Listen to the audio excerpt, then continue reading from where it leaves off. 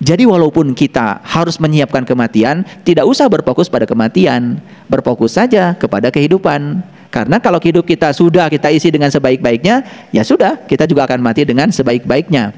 Jadi oleh karena itu, penderitaan yang terbesar bukanlah kematian, tapi penderitaan yang paling besar adalah menyia-nyiakan kehidupan dan selalu menunda. Nah, ketika kita mati harusnya begini. Nurullah, Nur Muhammad, Nur Insan, gumulu meninggal, keluar semuanya. Sehingga tubuh ini kosong. Nah, tubuh yang telah berhasil mengantarkan ketiganya menjadi gumulung manunggal, innalillah wa inna ilaihi rajiun, tubuh ini diterima dengan senang hati oleh bumi.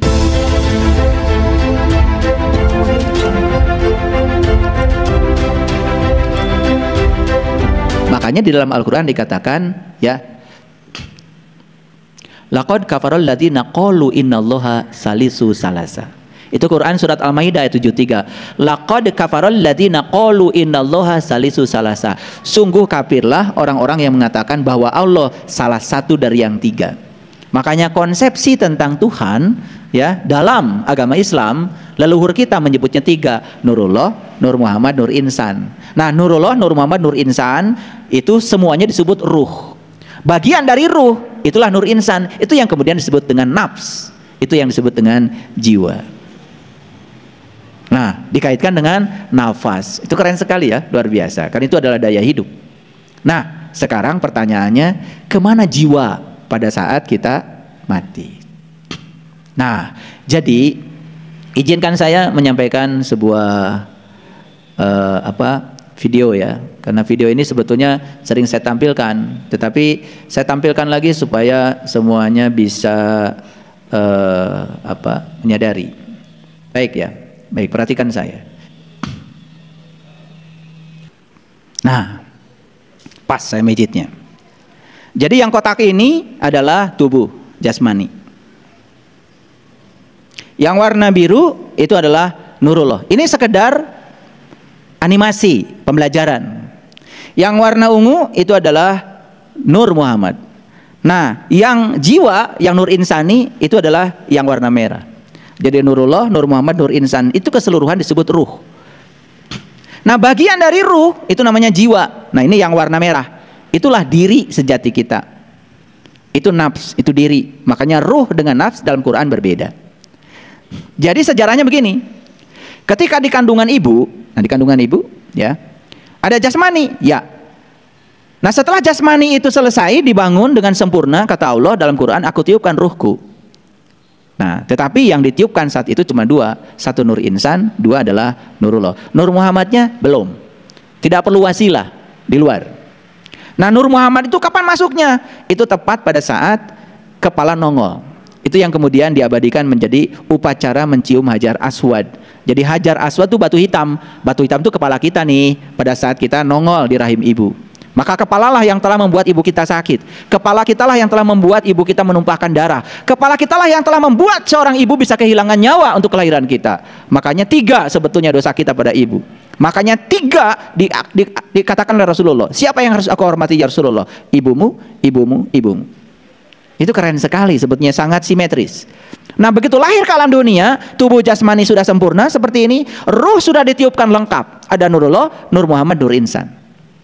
Nah, pada saat kita tidur seperti ini, nah, Nur Insan tuh keluar. Makanya tidur suka mimpi, bukan? Oke. Saya akan cerita mimpi hari ini ya, semoga waktunya cukup. Tapi akan saya ceritakan secara saintifik. Nah, Nurullah dan Nur Muhammad tinggal di dalam diri, tinggal dalam diri. Makanya hati-hati kalau tidur. Makanya begitu bangun dari tidur ya bersyukur, ya Nur Insan balik lagi. Kalau tidak balik lagi ya itu ya kehilangan sukma. Jadi walaupun bernapas, kalau kehilangan Nur Insan ya tidak menjalani kehidupan. Nah, makanya ketika sudah bangun, Nur Insan balik lagi. Nah, ketika mati, nah ini mati. Kalau mati dalam keadaan tidak tahu jalan pulang, Nur Insan ini ditinggalkan dalam tubuh. Nurullah dan Nur Muhammadnya keluar. Nah, inilah mati dalam keadaan yang sangat mengerikan. Nah, ketika kita mati harusnya begini. Nurullah, Nur Muhammad, Nur Insan gumulung meninggal, keluar semuanya. Sehingga tubuh ini kosong. Nah, tubuh yang telah berhasil mengantarkan ketiganya menjadi gumulung manunggal, innalillahi wa inna ilaihi rajiun, tubuh ini diterima dengan senang hati oleh bumi. Maka tubuhnya itu tidak lama di bumi, hanya 40 hari sudah diterima oleh bumi. Nah, itu namanya mulih ke jati, mulang ke asal. Nah, sempurnalah kembali ke alam asal. Nah, inilah yang disebut dengan keabadian. Itu. Nah, semua manusia itu ingin agar dia bisa mencapai keabadian yang semacam ini. Nah, tetapi banyak yang tidak tahu caranya. Disitulah perlu bimbingan seorang guru. Guru yang sudah mursyid tentu saja. Guru yang sudah mengalami. Bukan orang yang mengajarkan kita nyebrang ke laut sementara dia sendiri belum pernah nyebrang laut. Ya, tetapi kok banyak yang percaya sama dia. Luar biasa. Ya, saya sering mengatakan kalau calo itu nggak pernah tahu tempat yang dituju. Jangan dikira loh di Cicahem calo yang bilang Garut, Garut pernah ke Garut. Mungkin belum pernah ke Garut. Tapi selalu ngajak kita ke Garut. Bahkan menunjukkan ini bis ke Garut. Padahal dia belum pernah ke Garut. Mungkin. Namanya juga calo. Paham ya? Nah, kita balik lagi ke sini. Jadi kemana jiwa itu pergi? Tentu saja jiwa itu menyatu kembali ke alam asalnya. Memenuhi ayat innalillahi wa inna ilaihi rajiun. Kembali ke kekosongan kembali. Bisa mengerti? Oke. Kita lanjutkan. Nah, gimana caranya supaya jiwa itu tahu tempat asalnya? Disitulah kita harus latihan mati selagi hidup. Nah, itulah pentingnya kita latihan mati selagi hidup. Gitu. Baik para sahabat. Ini episode yang berbeda. Saya akan cerita tentang kematian secara utuh sekarang. Kematian itu sesungguhnya adalah pengingat. Ulangi. Kematian itu sesungguhnya adalah pengingat. Mengapa begitu? Kematian itu selalu dekat. Dan kematian itu persis seperti bayangan kita. Iya. Pernah nggak kita berpisah dengan bayangan? Nggak pernah. Nah, kematian itu dekatnya dengan kita seperti bayangan dengan kita itu. Kematian itu. Cuman kita mungkin tidak menyadarinya. Tetapi kematian itu mengikuti terus dari saat pertama hidup sampai hingga terakhir. Makanya kematian tidak memandang usia. Oh, kematian hanya untuk gogo tadi. Ya, memang kebanyakan sih di usia itu. Karena tubuh tidak layak pakai lagi. Gitu. Tetapi kan ada juga bayi mati. Ada juga orang yang usianya belasan tahun meninggal. Ada juga umur likuran meninggal, kan gitu. Ya. Jadi tidak memandang usia. Nah, kematian itu adalah proses. Sebagaimana hidup adalah proses. Dan mereka berjalan bersama. Jadi kematian dan kehidupan itu bukan sesuatu yang terpisah. Persis seperti dua roda yang bergerak membawa itu gerobak. Coba gerobak yang ditarik oleh delman. Kalau rodanya cuma satu, nggak jalan. Karena rodanya dua, jalan. Nah, kehidupan dan kematian itu seperti itu, ya, berjalan beriringan seperti dua roda yang menggerakkan delman. Jadi bergeraknya delman karena ada dua roda. Tidak ada kematian kalau tidak ada kehidupan. Tidak ada kehidupan kalau tidak ada kematian. Jadi kematian dan kehidupan itu seperti kita dengan bayangan. Jadi pahami bahwa sebetulnya kematian itu bukan sesuatu yang terpisah dari kehidupan. Lihat saya semuanya. Sekarang saya sedang bernafas. Napas itu cuma dua, masuk dan keluar. Masuk dan keluar. Saat napas masuk saya hidup. Saat napas keluar saya mati. Saat napas masuk saya hidup. Saat napas keluar saya mati. Jadi sebetulnya sekarang kalau disadari, kita ini sudah mengalami hidup mati, hidup mati, hidup mati terus menerus. Sehingga saat kita keluar napas gak masuk lagi, disebutlah napas yang terakhir. Makanya orang meninggal sering disebut telah menghembuskan napas yang terakhir. Artinya napas keluar gak balik lagi. Kemana napas ini? Bukankah ke sini? Kemana napas ini? Bukankah ke sini? Ke sini. Udah gitu aja. Mati cuma begitu kok. Napas ke sini gak balik lagi. Kemana napas? Ya ke sini. Gitu aja. Pikirkan. Disitulah kita harus tahu dan sadar. Orang yang mengatakan Allah itu sebagai sosok yang ada di langit, gak masuk akal. Bagaimana yang belum bisa menjangkau? Tuh di sudut sana. Di sudut. Ada nyamuk sedang bertelur. Tidak mungkin dia bisa bertelur tanpa kehadirannya. Kalau beliau sosok, bagaimana bisa menjangkau semuanya? Maka beliau bukan sosok. Beliau adalah ini. Tidak ada satu peristiwa pun yang tidak ada kehadirannya. Makanya beliau menyebut Rabbul Alamin, sang keberadaan, sang kehadiran. Kehadirannya saja sudah cukup membuat segala sesuatu terjadi. Loh, kok kita tidak pernah merasakan kehadirannya ya? Ada yang salah tuh belajar agama. Jadi kematian itu proses, hidup juga proses. Nah, kematian dan kehidupan berjalan bersama seperti dua roda yang membawa delman. Dan delman tidak akan bergerak kalau cuma satu roda. Jadi kehidupan dan kematian itu sebetulnya ada sekarang bersama kita. Ya, buktinya napas kita. Makanya ini listrik nih, ya lampu ini. Kalau dipoto pakai stroboskop, kita akan lihat nih, lampu ini hidup mati, lampu ini hidup mati loh. Saking terlalu cepatnya kita tertipu, seakan-akan lampu ini hidup terus. Padahal tegangan PLN itu adalah dari 0 naik ya 220 akar 2, turun 220 akar 2, naik lagi 220 akar 2, itu namanya tegangan maksimum minimum, peak to fix. Jadi kadang-kadang 0, kadang-kadang naik, disebutnya juga arus bolak-balik, bukan arus searah. Karena bolak-balik berarti tegangannya itu suka bolak-balik. Polaritas listriknya di dalam pembangkit generator itu bolak-balik. Ngerti apa tidak? Pasti nggak ngerti. Oleh itu nggak usah dipikirin. Kalian nggak belajar. Pusing kalau dengar saya ngomong fisika, ya. Nggak usah. Pokoknya saya yakinkan kalau listrik ini hidup mati. Cuman frekuensinya 50 Hz di Indonesia. Di Amerika lebih keren lagi, frekuensinya 60 Hz. Artinya, frekuensi 60 Hz itu apa artinya? Dalam 1 detik itu terjadi hidup mati 60 kali. Saking cepatnya kita merasa hidup saja. Itu tipuan. Nah, sama seperti nafas kita, saking cepatnya kita ngerasa hidup terus, padahal kita hidup mati. Cuman karena tidak disadari, kita tidak pernah menyadari kalau kita sekarang sudah mengalami hidup mati. Baru sadar kalau nanti nggak balik lagi. Itulah pentingnya kita belajar hening. Yuk, yang belum belajar sholat khusyuk, ikut belajar sholat khusyuk. Gimana caranya sholat dalam keheningan? Enak.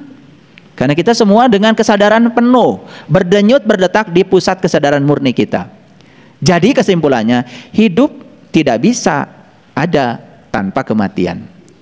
Kematian juga tidak ada tanpa kehidupan. Ulangi ya, hidup tidak bisa ada tanpa kematian. Jadi kalau begitu kematian juga tidak ada tanpa kehidupan. Paham sampai sini? Oke, baik. Siapa yang menginginkan kehidupan dan siapa yang suka menolak kematian? Tahu? Siapa? Pikiran. Yang suka menginginkan kehidupan terus dan menolak kematian itu siapa? Pikiran. Apakah pikiran diri kita yang sebenarnya? Bukan. Kita itu bukan pikiran, kita juga bukan tubuh. Kita yang sebenarnya adalah kesadaran. Makanya orang yang hidupnya dikendalikan oleh pikirannya, tidak pernah dikendalikan oleh kesadarannya, maka yang terjadi dia didominasi pikiran. Nah, pikiran itu pengennya hidup seumur-umur, gak mau mati. Makanya pikiran itu gampang sedih. Ketika hidup senang banget, ketika mati sedih banget. Siapapun orang yang masih dikendalikan oleh pikirannya tidak akan keluar dari siklus itu. Sedih banget, gembira banget. Sedih banget, gembira banget. Itulah benar salah. Itulah baik buruk. Buatan siapa? Buatan pikiran. Jadi oleh karena itu maka kita harus belajar untuk mengendalikan pikiran. Itulah pentingnya kita belajar meditasi, kita belajar hening cipta. Sesekali kita belajar memberikan waktu pada pikiran untuk istirahat. Sampai di sini mengerti? Ya. Jadi siapa yang menginginkan kehidupan terus-menerus? Pikiran. Siapa yang suka menolak kematian? Pikiran. Nah, sepanjang orang dikendalikan oleh pikirannya, siapapun yang mati dia tolak. Maka keluarlah bahasa-bahasa yang aneh-aneh. Innalillahi wa inna ilaihi rajiun. Turut berduka cita. Siapa yang berduka cita? Pikiran. Apakah itu dirimu? Bukan, itu diri palsumu. Kalau orang yang berkesadaran, gak gitu doanya. Semoga almarhum almarhumah pulang dengan sempurna dalam liputan cahayanya yang agung. Memenuhi ayat innalillahi wa inna ilaihi rajiun, asal dari Allah kembali kepada Allah. Jadi orang yang cerdas itu cara berdoanya juga beda. Nah, kalau orang yang suka ngikut-ngikuti, pokoknya asal ada doa kematian panjang dikit, apalagi banyak tulisan Arabnya, Oh pasti itu di-share. Saya udah tahu sifat kalian. Ponjong, ada Arabnya pasti di-share. Padahal nggak ngerti. Betul apa tidak? Iya. Ngaku aja nggak apa-apa. Nah, ketika seseorang itu menolak kematian, berarti dia sedang bertentangan dengan hukum alam. Keinginan untuk hidup terus ternyata bukan hanya dimiliki manusia. Hampir semua makhluk hidup ingin hidup terus. Sebetulnya pohon itu takut mati. Pernah ngobrol sama pohon? Takut mati. Makanya pohon itu suka ngomong, tolong dong saya disiram. Suka dengar gak pohon ngomong begitu? Suka dengar gak pohon ngomong begitu? Enggak. Budek berarti. Pohon itu suka ngomong, tapi bahasanya pakai bahasa pohon. Ngerti bahasa pohon? Ngerti bahasa pohon? Pohon itu pakai bahasa universal, pakai bahasa rasa, nggak pakai kata-kata, nggak punya mulut kok. Jadi kita ini selama ini hanya mengatakan, oh yang bisa bercakap-cakap dengan seluruh binatang hanya Nabi Sulaiman. Yang bisa bercakap-cakap dengan pohon hanya Nabi Sulaiman. Sebetulnya kita itu bisa bercakap-cakap dengan seluruh makhluk di semesta ini. Cuman kitanya budak. Mereka itu sebetulnya ngomong dengan bahasa mereka sendiri. Cuman kita nggak ngerti. Itu yang namanya bunga di rumah itu ngomong kok. Tolong dong saya disiram. Ketika ada daun-daun kering, dia bilang, tolong dong saya dirawat. Jangan cuma jenggotmu aja yang dikerok, tolong dong daun-daun kering di sekitar saya dirawat. Itu kalau pohon dirawat, daun keringnya diambil, yang kuning-kuningnya diambil. Seneng banget itu pohon itu. Besok berbunga. Gitu gak kalian dengan pohon? Ya habis boro-boro nyiram, boro-boro lihat daun kuning, gak pedulilah. Iya, upil di mata aja gak pernah dibersihin. Makanya saya yakin itu ngurus tubuh aja nggak rajin, boro-boro ngurus pohon. Itu sudah hukum alam itu, ya. Jadi kalau orang di rumahnya pohon mati, udah lihat aja dari penampilannya, ya. Kalau jalannya jadi seret, pasti pohon mati. Bawa sendal aja berat. Ya, makanya hati-hati kalau jalan diseret itu. Itu banyak beban hidup itu. Iya, sendal aja berat bagi dia, coba diseret-seret, betul nggak? Iya. Apalagi berhadapan dengan masalah besar, jalan aja diseret. Jadi saya bisa tebak itu. Ini cuci wajah aja nggak bersih, ya udah jelas lah boro-boro ngurus pohon. Jadi kalau di rumahnya pohonnya mati nggak cantik, wajar. Ya, jangan sakit hati. Jadi siapa yang menolak kematian berarti dia bertentangan dengan hukum alam. Ternyata semua makhluk di semesta ini pada dasarnya semua ingin hidup lama, termasuk pohon. Tetapi kalau pohon pengen hidup lama, pohon bisa dimaafkan. Karena pohon tidak punya kesadaran. Tapi kalau manusia itu pengen hidup lama, tidak siap mati, selalu ingin melanggengkan kehidupan, kayak pohon. Ini akibat tidak punya kesadaran. Nah, disinilah lagi-lagi ya. Jadi lagi-lagi apapun yang kita pelajari ketika belajar agama sebenarnya kan intinya meningkatkan kesadaran. Jadi kesimpulannya manusia itu harus terjaga. Jadi kita ini sekarang harus merasakan kehadiran kematian itu dan bisa dirasakan lewat napas kita. Nah, kenapa kita tidak merasakan? Karena kita terlalu berisik dalam kehidupan ini, tidak punya waktu untuk bisa memberikan jeda untuk kita hening. Jadi kesimpulannya, kematian dan kehidupan itu keduanya bersama. Persis seperti dua kutub ekstrim, tetapi itu satu energi. Hidup adalah kekuatan aktif, sedangkan kematian adalah kekuatan pasif. Dan hidup itu seperti listrik positif, kematian itu seperti listrik negatif. Dan keduanya tidak bisa dipisahkan. Begitu memisahkan listrik positif dan listrik negatif, lampu tidak menyala. Nah, bagi orang yang sadar, kehidupan dan kematian itu biasa. Ya biasa. Menjadi tidak biasa karena dibuat tidak biasa. Betul nggak? Wow, pokoknya kematian itu dibuat sedemikian dramatisnya, betul nggak? Bahkan ada banyak upacaranya, betul? Wah, kalau ada kematian, ambulan datang, upacara itu, upacara ini, dibuat dramatis. Dan hampir semua orang menganggap kematian itu sebagai sesuatu yang negatif. Jarang memandang kematian sebagai sesuatu yang positif. Disitulah perlu belajar agama supaya kita bisa memandang kematian itu sebetulnya adalah hal positif. Nah, oleh karena itu setelah dapat ceramah dari saya ini, kita menjadi tidak takut mati lagi. Nah, biasanya kalau dengerin khutbah kematian seperti ini, bergetar nggak? Bergetar nggak? Ada nggak dalam diri sekarang takut akan kematian? Ada? Awas, hati-hati. Ya, takut kematian tidak akan membantu kita untuk mati pulang kepada Allah. Jangan takut. Orang yang takut kematian itu karena masih ingin hidup lama, berarti dia masih menolak. Apapun yang kita takuti berarti kita masih menolak. Hati-hati ya. Nah, sekarang mari kita sadari dan kita pahami bahwa kematian akan terjadi setiap saat. Bahkan mungkin sesaat lagi kita akan mati. Nah, kesadaran ini akan membantu kita menjalani momen saat ini di sini sedalam mungkin.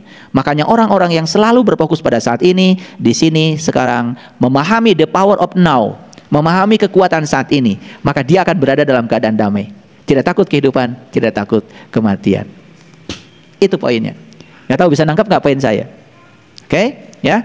Nah, jadi kematian ini bisa memotong ya akar kehidupan tanpa memberitahu, tanpa isyarat. Pokoknya aku akan datang, kata kematian. Tetapi bagi orang yang sadar, selalu hadir di sini saat ini sekarang, tidak menjadi masalah. Nah, ini titik berat saya hari ini. Perhatikan, kita hanya akan tahu kematian itu datang ketika itu terjadi. Nah, kematian bukanlah penderitaan besar. Penderitaan besar justru saat kita punya peluang dan kesempatan, kita tidak benar-benar hidup dan terus menunda segala sesuatu. Yuk, lihat saya semuanya. Kematian bukan penderitaan besar. Penderitaan yang paling besar justru kita menyia-nyiakan kehidupan. Catat. Jadi walaupun kita harus menyiapkan kematian, tidak usah berfokus pada kematian, berfokus saja kepada kehidupan. Karena kalau hidup kita sudah kita isi dengan sebaik-baiknya, ya sudah, kita juga akan mati dengan sebaik-baiknya. Jadi oleh karena itu, penderitaan yang terbesar bukanlah kematian, tapi penderitaan yang paling besar adalah menyia-nyiakan kehidupan dan selalu menunda. Jadi peluang dan kesempatan yang kita miliki sekarang ini selalu ditunda. Yuk, sekarang saya nanya, para sahabat, apakah para sahabat sekarang bisa berbuat baik? Adakah peluang sekarang di tangan kita, kesempatan untuk berbuat baik? Tetapi apakah kita melakukannya? Itu penderitaan yang paling besar. Jadi penderitaan yang paling besar itu menunda. Menunda padahal saat ini kita punya peluang dan kesempatan untuk bisa melakukannya, dan Allah sedang memberikan kontrol kepada kita untuk melakukannya. Kita tidak melakukannya. Sekarang mengerti penderitaan paling besar apa? Jadi penderitaan yang paling besar bukan kematian. Penderitaan yang paling besar adalah menyia-nyiakan peluang dan kesempatan yang diberikan Allah untuk benar-benar bisa mengisi kehidupan.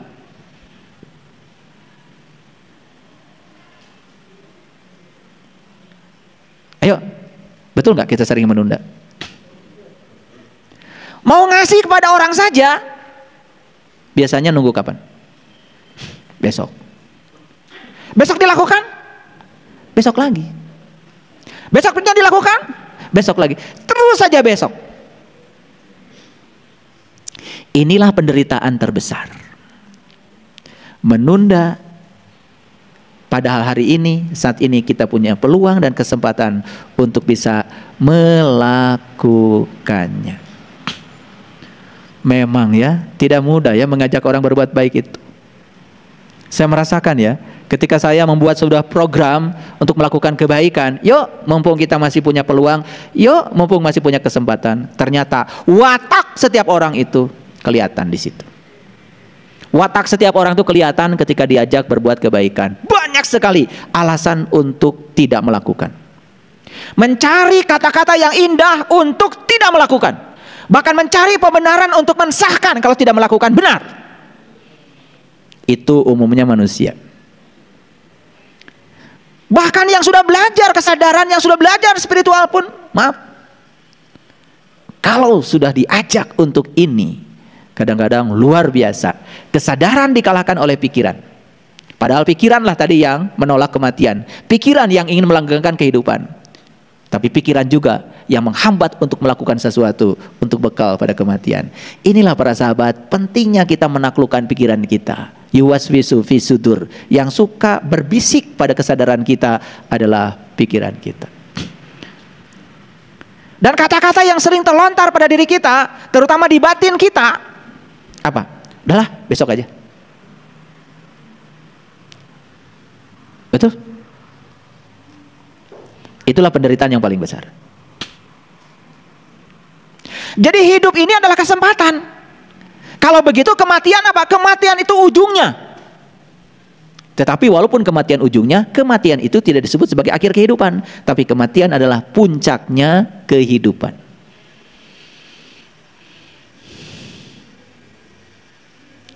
Jadi jika kita memahami kematian, hidup akan menjadi intens. Di situ akan lahir yang namanya totalitas. Jadi rasa takut tidak akan pernah membantu sama sekali, karena ketakutan justru akan mengaburkan pikiran. Tidak pernah ada pemahaman yang lahir dari rasa takut. Ini agak berat kata-kata saya. Tidak pernah ada pemahaman yang lahir dari rasa takut. Jadi orang yang takut akan kematian, justru rasa takutnya menghalangi pemahaman dia tentang kematian itu sendiri. Jadi ketika dia tidak paham kematian itu apa yang terjadi? Yang terjadi semakin takut akan kematian, maka akan semakin mengaburkan pikirannya. Pemahaman tentang kematian tidak akan bisa dicapai. Jadi para sahabat, kapanpun kita merasa takut, itu adalah kesempatan yang luar biasa untuk memahami bahwa hidup itu adalah sesaat. Makanya hidup itu sering digambarkan seperti bunga. Tahu bunga? Bunga cantiknya berapa lama? Sebentar. Tetapi walaupun sebentar kan cantik. Bunga itu hanya sebentar harumnya, tapi walaupun cuma sebentar kan harum. Gak apa-apa kehidupan kita sebentar, yang penting cantik dan harum. Ulangi lagi. 70 tahun sebentar apa lama? Sebentar. 80 tahun?